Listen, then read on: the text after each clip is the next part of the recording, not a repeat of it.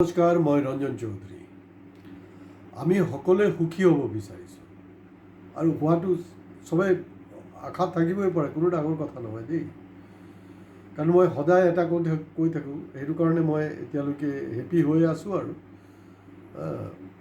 এয়া হ'লগৈ টকা পইচাৰ দৰকাৰ আছে। কাৰোবাৰ মানে মোৰ যিমানটো চাহিদা হয়তো আপোনাৰ বেছি হ'ব পাৰে, কাৰোবাৰ কম হ'ব পাৰে, কিন্তু টকাৰ দৰকাৰ আছে। টকাৰ অকল মোৰ নহয়, আদানী আম্বানী হওক বা আমাৰ মুখ্যমন্ত্ৰী হওক, বেলেগ মন্ত্ৰীবিলাক হওক, চবকে লাগে, চবক পইচা লাগে। কিন্তু এটা কথা জানি থ'ব যে পইচাই কিন্তু আপোনাক সুখ আপুনি পাৰচেজ কৰিব নোৱাৰে। আৰু পইচা সিমানটোৰ দৰকাৰ যিমানটো মানে আপোনাৰ লাইফ লিড কৰাৰ কাৰণে মিনিমাম ৰিকুৱাৰমেণ্ট সিমানটো। যেতিয়া পইচা আপোনাৰ মাত্ৰা চেৰাই যাব, তেতিয়া কিন্তু আপোনাৰ জীৱনত দুখ আহিব। মই ভাবিছিলোঁ একচুৱেলি 20 মাৰ্চত এইটোক লৈ মানে সুখৰ ওপৰত মানে ৱৰ্ল্ড হেপিনেছ ডে আচলতে 20 মাৰ্চ আছিলে। মই ভাবিছিলোঁ যে সেইটো লৈ মই কথা পাতিম, কিন্তু মই জানি শুনি কথা পতা নাই। মই দেখিছোঁ চবেই ফূৰ্তিতে আছে, মোৰ দুখ কাৰো দেখা নাই। কাৰণ কোনোবাই সুখী নহয়, তাৰপিছতো নিজে হাঁহি কিনি নিজে চেলফি মাৰি আছে। ক'ৰবাত প্ৰতিমাৰ দৰ্শন কৰিবলৈ গ'ল, মা দৰ্শন কৰিবলৈ গ'ল, ইভেন কামাখ্যালৈ গৈছে, সেইফালেও মানে পিছফালে মানে হেৰি কৰি থৈ, গাখন থৈ আপোনাৰ এইটো মানে ভগৱানক অপমান কৰা হয়, সেইটো চেলফি মাৰি আছে ভগৱানৰ লগত। এয়া হ'লকৈ অৱস্থা। এইটো জবৰদস্তি আপুনি সুখী হ'ব নোৱাৰে। মোৰ মামাহঁত, এতিয়াতো মামা মানে ধনী আৰু, কিন্তু মোৰ মামা ধনী নাছিলে দেই, একেবাৰে মোটামুটি দুখীয়া বুলিয়েই ক'ব পাৰে, ইমান এটা হেৰি নহয়। তো মোৰ মামাৰ টিচাৰ আছিলে, তেতিয়াতো টিচাৰৰ ইমান এটা ইনকাম নাই। আমি সৰুতে যেতিয়া মামাৰ ঘৰত যাওঁ নহয়, মামাৰ ঘৰত যাওঁতে কিন্তু ফূৰ্তি পাইছিলোঁ নহয়। আৰু বিশেষকৈ প্ৰতি দেওবাৰতো আমি যামেই মামাৰ ঘৰত, ৱাকেবল ডিষ্টেঞ্চ হয়, গুচি যাওঁ। আৰু মইতো মোৰ চাইল্ডহুড মেক্সিমাম ধৰি লওক মামাৰ ঘৰতে মই কটালোঁ। এতিয়া মামা নাই, মামী আছে বাৰু, কিন্তু মামাৰ ঘৰলৈ যেতিয়া যাওঁ, মামাৰ ঘৰত কিন্তু বিল্ডিং, চোফা টোফা লগাইছে, টাইলছ ফাইলছ ফিট কৰা, কিন্তু সেই তাহানিৰ যি সুখটো, সেই সুখটো কিন্তু মই পোৱা নাই। এতিয়া মূল কথালৈ আহোঁ। তো মূল কথালৈ অহাৰ আগতে মোৰ মূল কথাটো ক'ব লাগিব। এয়া হ'লগৈ, আপোনালোকে আমাৰ চেনেল ছাবস্ক্ৰাইব কৰিবলৈ নাপাহৰিব, প্লিজ এইটো কৰক। আৰু আজিও যোনটো সুখৰ ওপৰত যোনটো মই কথা পাতিব লৈছোঁ, অসমৰ কোনো টিভি চেনেলে সেইটো আলোচনা কৰা নাই। না 20 মাৰ্চত কৰিছে, না এপ্ৰিলত কৰি আছে, কৰা নাই। তেওঁলোকৰ হাতত এটা স্ক'প আছিলে, মই দি থওঁ স্ক'পবিলাক, দেখিছোঁ কোনো কৰা নাই যেতিয়া, তেতিয়াহ'লে মই কৰিম। এতিয়া ৱৰ্ল্ডত 193 দেশ আছে। আউট অফ 193 কাণ্ট্ৰিৰ ভিতৰত ইণ্ডিয়াৰ ৰেংকিং হ'ল 138। গম পাইছেতো, 38 নহয়, 138, মানে আউট অফ 193 ইণ্ডিয়াৰ ৰেংক 138। অৰ্থাৎ ভাৰতৰ মানুহবিলাক যে সুখী নহয় আচলতে, এয়া তাৰ ছাৰ্ভে ৰিপৰ্টত কৈছে। আচ্ছা, হয়তো মামাও সুখী নহয়। মামা মানে গম পাইছে, আৰু মামা মানেতো একজনেই, আৰু মুখ্যমন্ত্ৰী হিমন্ত বিশ্ব শৰ্মা ডাঙৰীয়া। ইতিমধ্যে এপেক্স বেংকৰ কেলেংকাৰীক তেওঁৰ অৱস্থা বেয়া কৰি দিছে, বিভিন্ন কেলেংকাৰীবিলাক ওলাই আছে। আৰু এইকেইদিনত আপোনাৰ সঞ্জয় কিষাণক লৈও কিবা 2 কোটি টকাৰ কিবা জেং হ'ল, এইবিলাক লৈ লাগি আছে। মই যোৱা এপিছ'ডতো কৈছোঁ,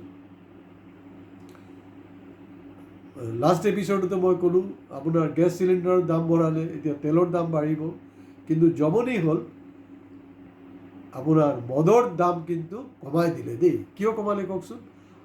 খুব কম মানুহ আছে, খুব কম মানুহ, বিশেষকৈ মই ভাৰতবৰ্ষৰ কথা কৈ আছোঁ, অসমৰ কথা ক'ব বিচাৰিছোঁ।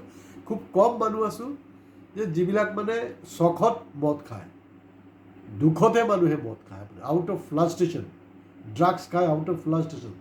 এইটো কিন্তু কোনো সুখত নাখায়, দুখতে কিবা ফ্লাষ্ট্ৰেশ্যনতে খায়।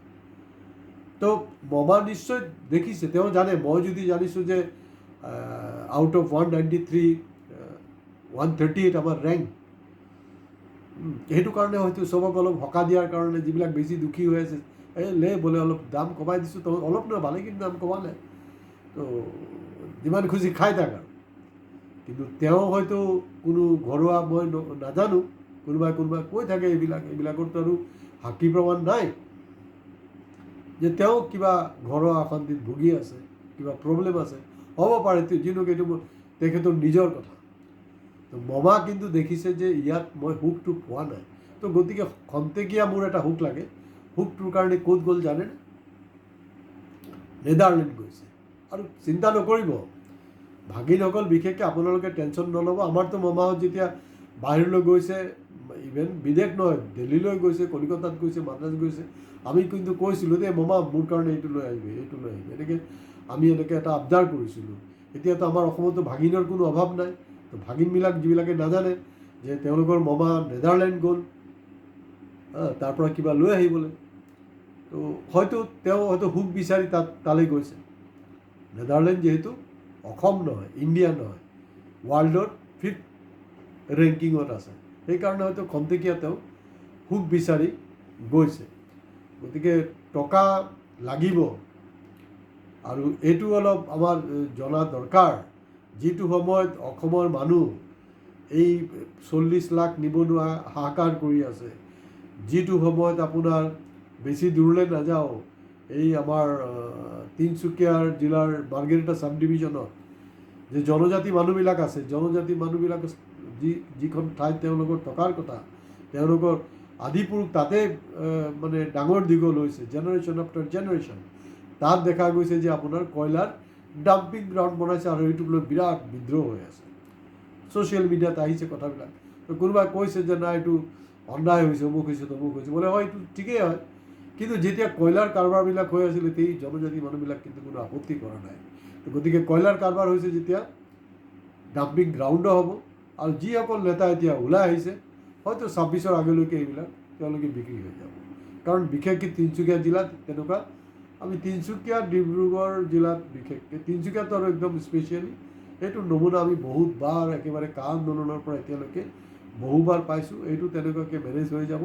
যিহেতু মমা নিজৰ মানে এই ভাগিনকেইটা যিমান অশান্তিত আছে চব জানে তেখেতে, খন্তেকীয়া অলপ আনন্দৰ কাৰণে অলপ সুখ বিচাৰি তেওঁ তালৈ গৈছে।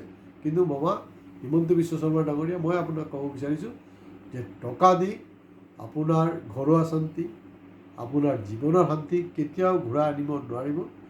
যদি শান্তি বিচাৰে তো টকাৰ যোনটো মোহ, অকল মুখ্যমন্ত্ৰী বুলি নহয়, আমাৰ বহুতৰে আছে, এই মোহটো কিন্তু এৰিব লাগিব। টকা লাগে, কিন্তু টকাটোহে জীৱনৰ শেষ কথা নহয়।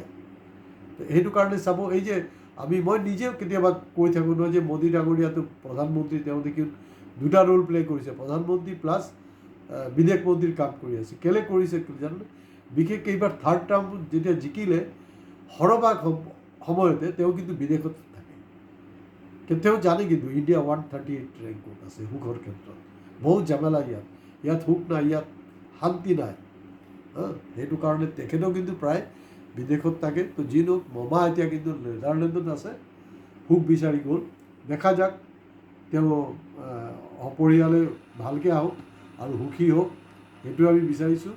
আজি ইমানতে শেষ কৰিছোঁ। নমস্কাৰ, আৰু আমাৰ চেনেল ছাবস্ক্ৰাইব কৰিবলৈ নাপাহৰিব।